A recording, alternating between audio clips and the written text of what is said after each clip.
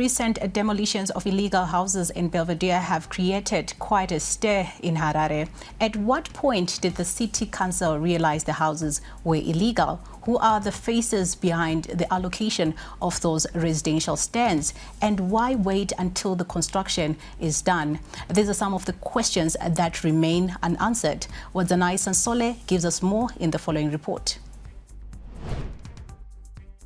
In Zimbabwean culture, the month of November is dedicated to various preparations and actions. This time of the year is usually when everyone prepares to plant new crops in anticipation of the new season of good rains. However, this is not the story for some Belvedere residents who are ending the year on a different note.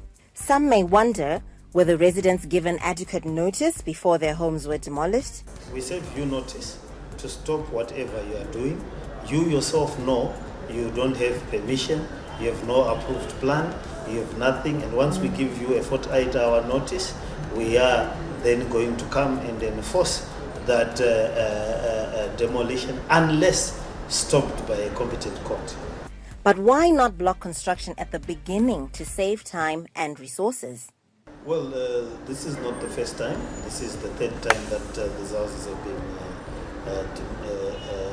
demolition has taken place in that area.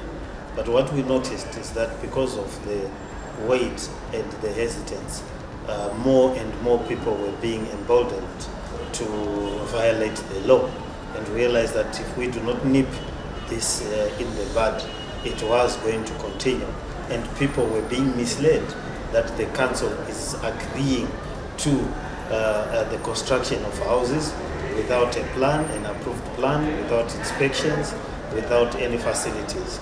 The mayor also addressed the allegations that the accused land barons responsible for this were city council connections. These land barons have connections within our staff in city council, they have connections within the police, they have connections within the political setup. This is an ecosystem. They have connections across political parties. Some of them are high-ranking members of political parties. If they themselves are not high-ranking members, they have connections. The land evasions are not a random activity. It's a well-thought-out syndicate and cartel and organized crime in other societies.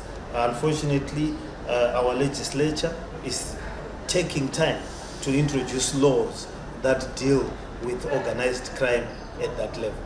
Many of the illegal settlements in Harare are either on wetlands or land set aside for something different. Our open spaces are under pressure as it is, and therefore one cannot just continue to be allowed to construct on those areas without following the due processes.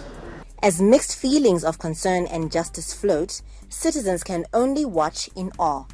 The biggest question is, what impact will this have on the community? Reporting for ZTN Prime, I'm Wadzanai Sansole. Konapo Ipapo ba ZTN Prime, DSTV channel 294, the place to be.